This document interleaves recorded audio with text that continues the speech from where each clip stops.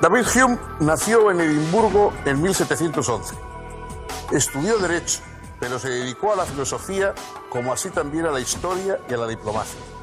Llegó a ser subsecretario de Estado.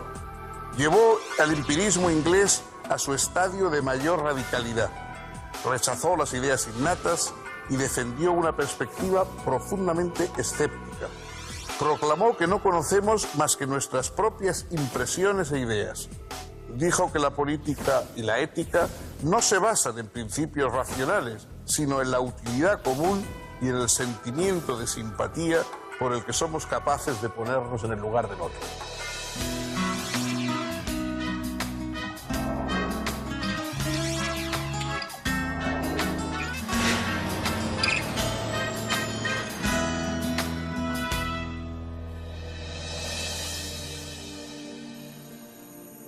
¿Cómo les va, amigos? Bienvenidos. Vamos a hablar hoy de un filósofo representativo de un siglo que quizá es de los siglos más extraordinarios desde el punto de vista intelectual de toda la gran aventura humana. El siglo XVIII, el siglo de la Ilustración, el llamado siglo de las luces.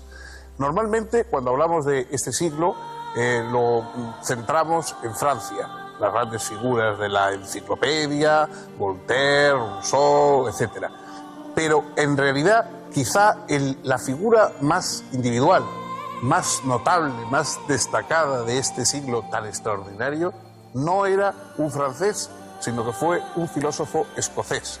En Escocia, que en Edimburgo, en una localidad mucho más pequeña y políticamente menos importante que París, ahí en Edimburgo hubo un grupo también de pensadores de extraordinaria importancia en el XVIII. Y el más importante de todos ellos fue David Hume.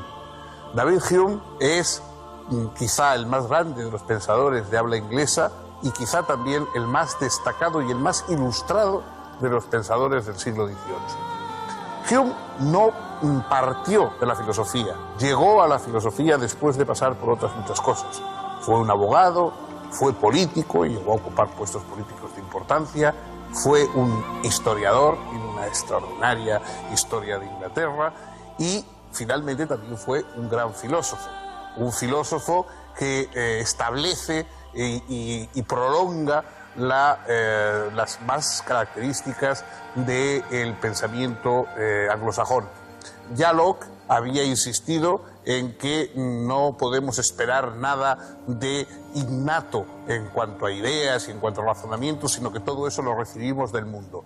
Este empirismo, es decir, que lo que cuenta es la empiria, la experiencia, es absolutamente radical en David Hume. Para David Hume solo son nuestras impresiones, las impresiones que el mundo deja en nosotros, lo que nos va a dar conocimiento. Y de este empirismo radical y de este escepticismo respecto a todos los grandes palabras, los grandes temas, las grandes creencias de la humanidad, nace la obra de este filósofo sagaz, prudente y realmente audaz en sus planteamientos, tanto que no se atrevió normalmente a decir todo lo que pensaba sobre los asuntos porque chocaban excesivamente con las creencias establecidas en la época.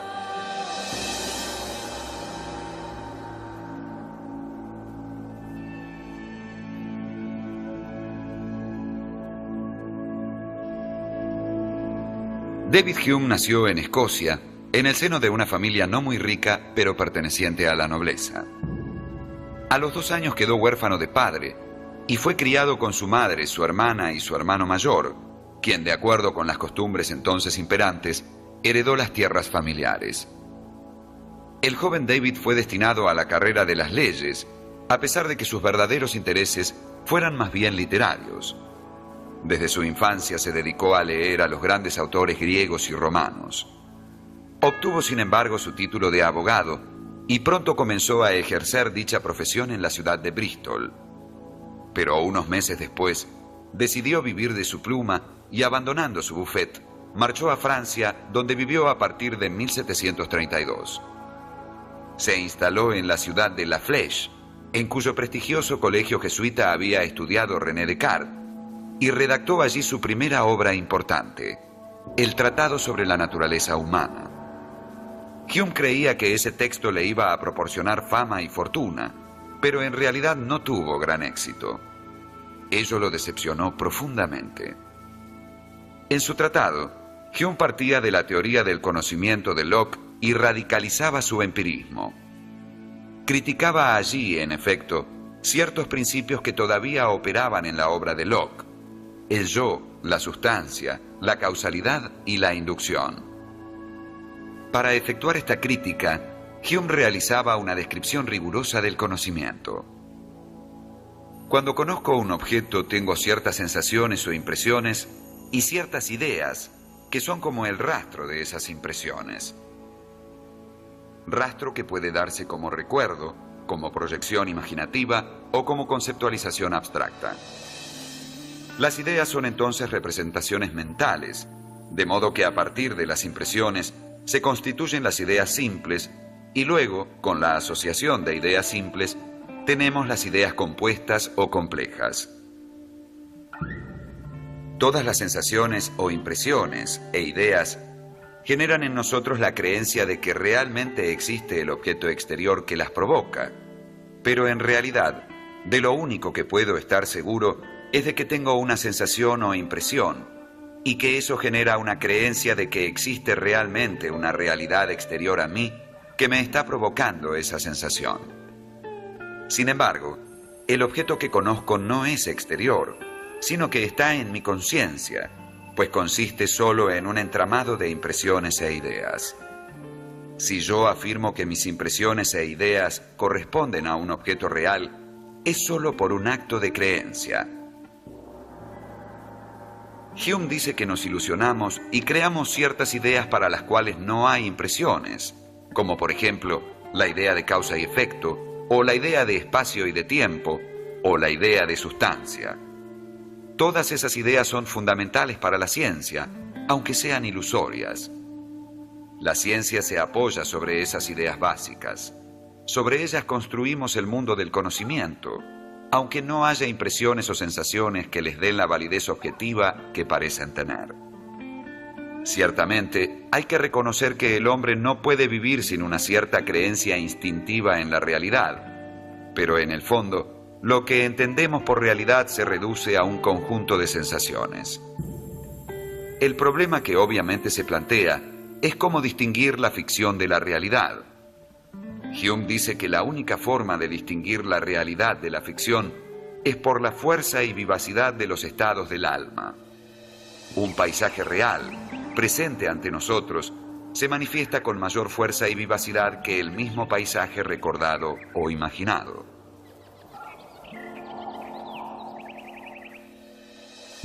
David Hume, que fue una de las mentes racionales más poderosas de su época, concede en su filosofía una gran importancia a lo que no es estrictamente racional.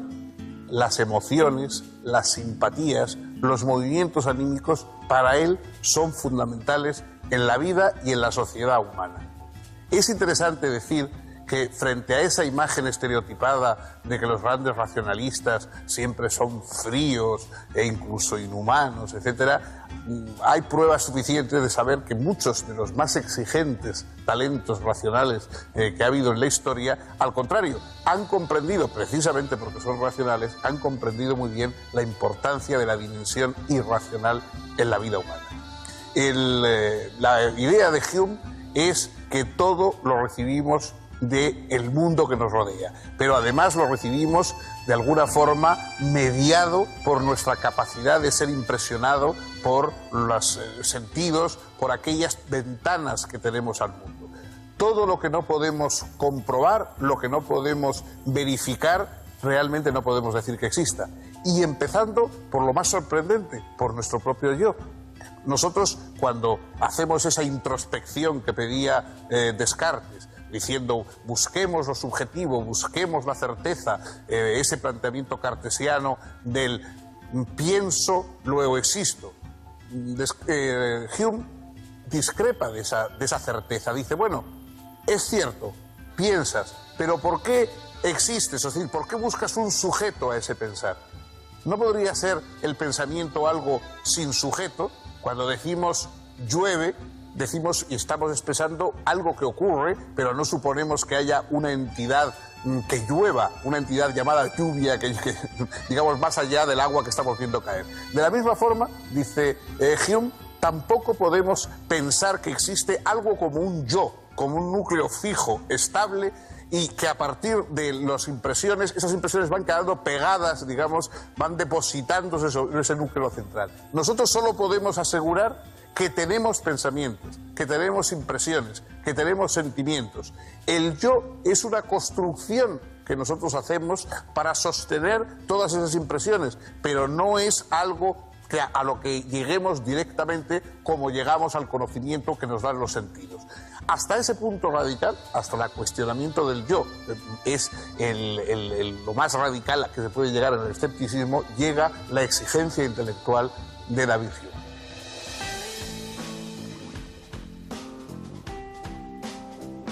La causalidad, la sustancia y el yo, según Hume, son solo creencias, puesto que de hecho jamás tengo experiencia de ellas.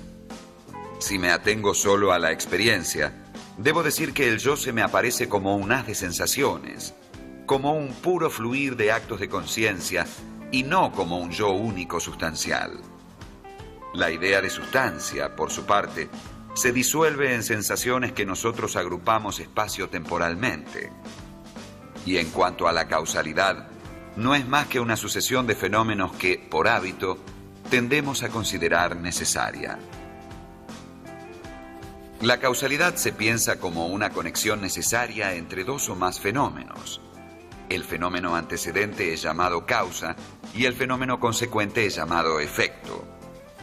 Al hablar de conexión necesaria, esto implica que, dada la causa, se sigue inevitablemente el efecto.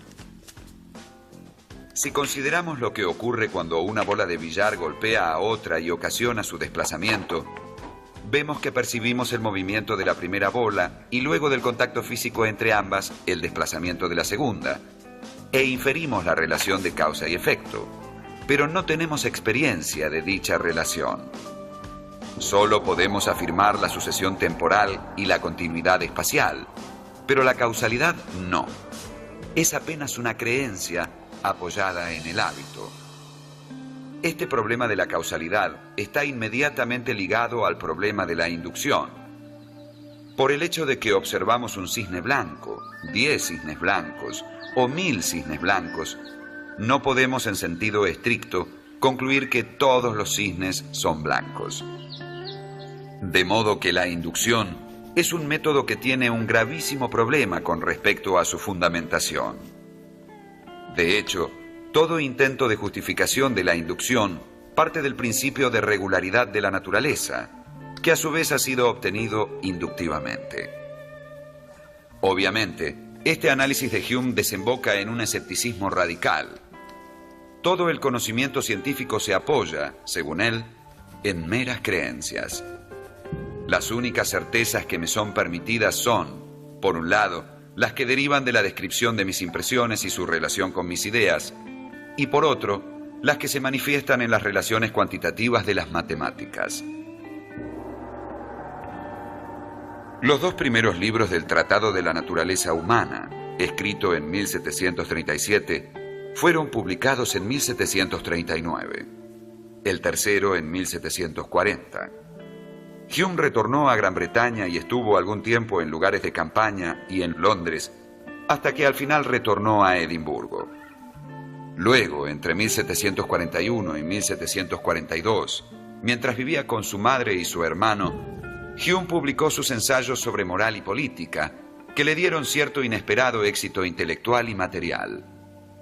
El moderado éxito de sus ensayos sugirió a Hume la idea de reescribir su tratado. La reelaboración de la primera parte sería publicada recién en 1748 y luego nuevamente en 1751, bajo el título Investigación sobre el entendimiento humano. En ese mismo año, publicaría la refundición de la última parte del tratado bajo el título Investigación sobre los principios de la moral.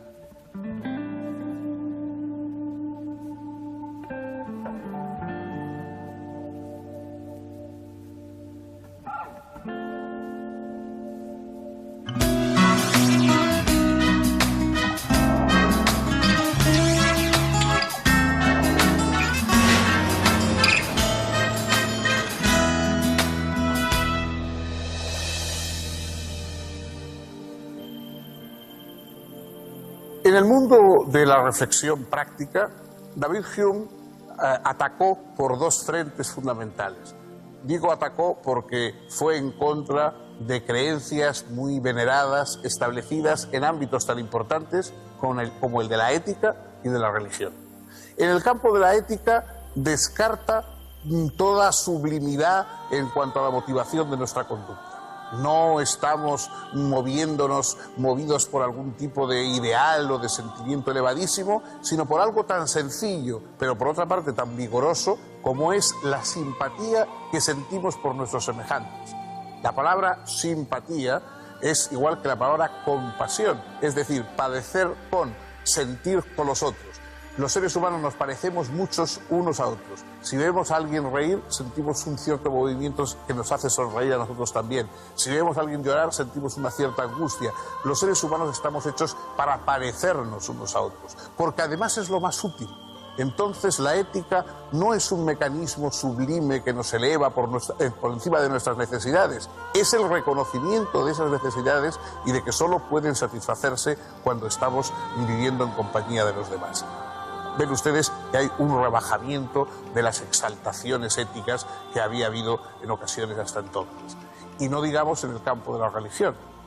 Aquí Hume fue una persona enormemente moderada por razones obvias. No se podía hablar abiertamente de la religión. Alguien que se proclamara ateo o que discutiera los dogmas establecidos podía tener muy malas consecuencias.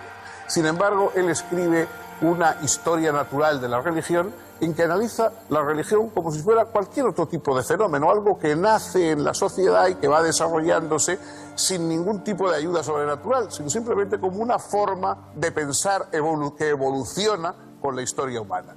Y tiene un libro llamado Los diálogos de la religión natural, que es quizá una de las obras más perfectas, más extraordinarias de la filosofía, porque realmente resuelve un problema, que es una cosa que no siempre ocurre con los tratados filosóficos.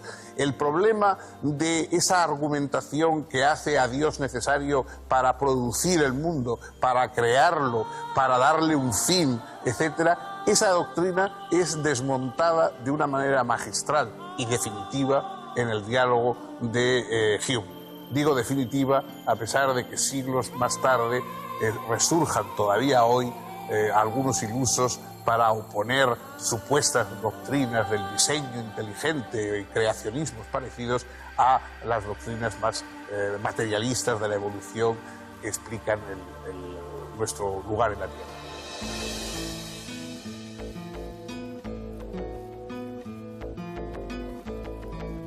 La investigación sobre los principios de la moral plantea que la moral no se basa estrictamente en la razón, sino en sentimientos tales como la simpatía y el interés.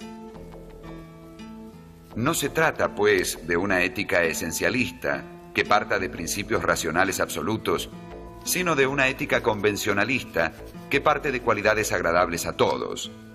Y la principal de estas cualidades agradables es la simpatía.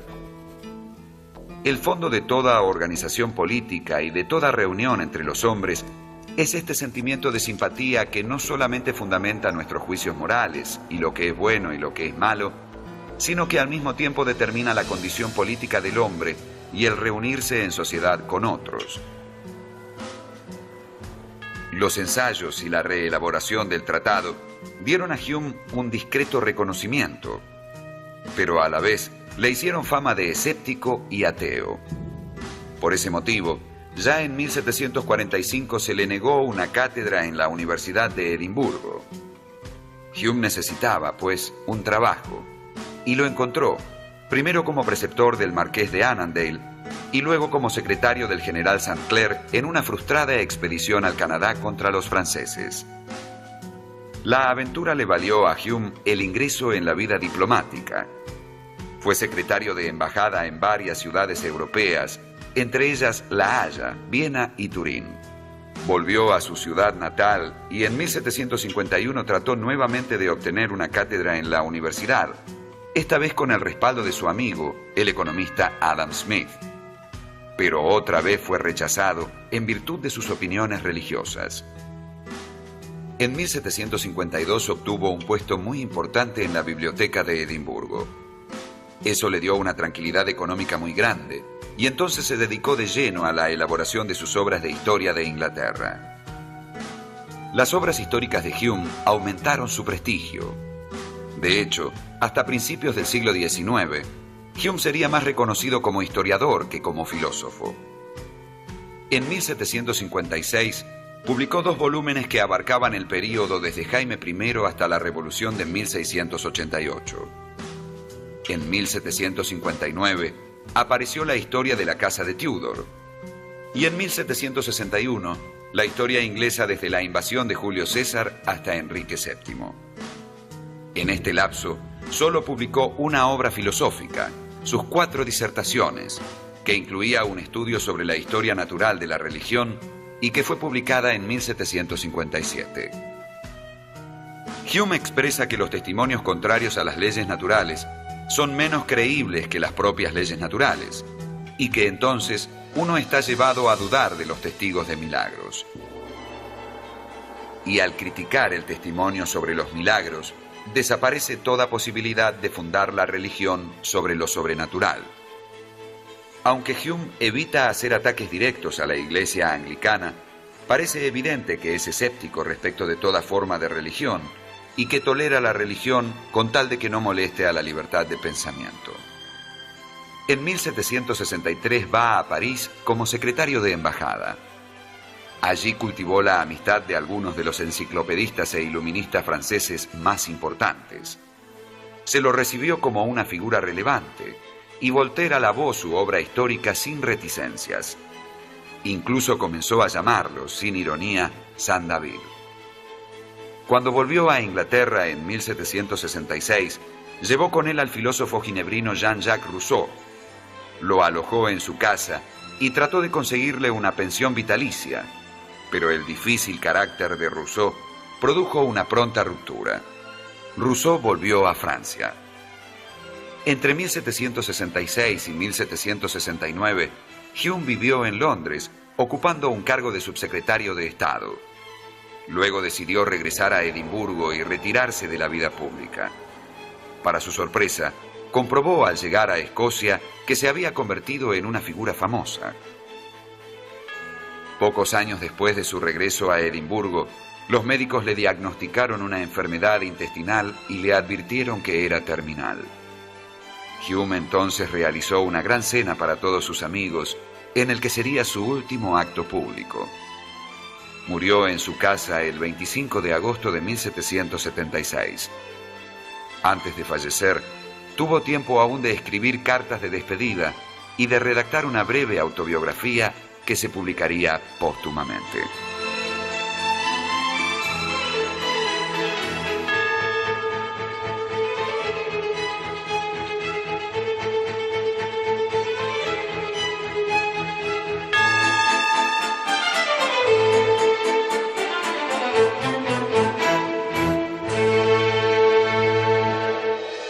La filosofía anglosajona ha permanecido hasta nuestros días, en buena medida, fiel a la figura de David Hume. Sigue siendo una cita obligada para todos aquellos que estudian epistemología, los que estudian psicología, los que estudian ética. En el mundo anglosajón es muy difícil que algo no comience con un planteamiento de Hume, porque realmente fue un pensador de una agudeza y de una fuerza extraordinarias. Algunas partes de sus obras, pues realmente hoy solo pueden ser frecuentadas por especialistas, porque son densas, porque son de argumentación complicada, como por ejemplo pues sus investigaciones sobre el entendimiento humano. Es difícil, digamos, que un lector profano disfrute de ellas. Pero algunas de sus otras obras son extraordinariamente fáciles y gratas de leer, porque Hume era a la vez un excelente escritor cuando escribía sobre historia, cuando, por ejemplo, los diálogos de la religión natural, que son una obra admirablemente escrita. Hay mucho en Hume que puede ser leído incluso con placer y al margen de la filosofía. Pero su figura, su enseñanza, ese escepticismo, ese poner todo en cuestión y poner en cuestión incluso cosas que no se había atrevido a cuestionar el propio Descartes. Cuando él dudaba, Descartes, metódicamente de todo, nunca se terminó por dudar de verdad de la existencia del propio yo de Descartes. También Hume duda de eso. Fue un espíritu cauteloso pero extraordinariamente libre. En su obra llega mucho más allá que la de cualquier otro pensador del siglo XVIII. Pensemos, por ejemplo, que figuras que tienen fama de impías, anticlericales, etcétera, como Voltaire. Voltaire era un deísta, creía en un Dios organizador del mundo, que es precisamente lo que descarta y desmonta David Hume en sus diálogos sobre la religión natural. Es decir, es un espíritu mucho más vigoroso y mucho más peligroso para las ideas establecidas que la mayoría de los autores de la época. Por supuesto, sigue siendo una de esas figuras que son imprescindibles y que han dado en un campo, en un área cultural como es el mundo anglosajón, un empujón definitivo a el camino que va a continuar la filosofía. Bueno, pues hasta aquí hemos llegado y nosotros también podemos continuar este camino, si ustedes lo desean, el próximo día, con otro pensador, con otro filósofo, con otro avance más en el terreno de la reflexión filosófica.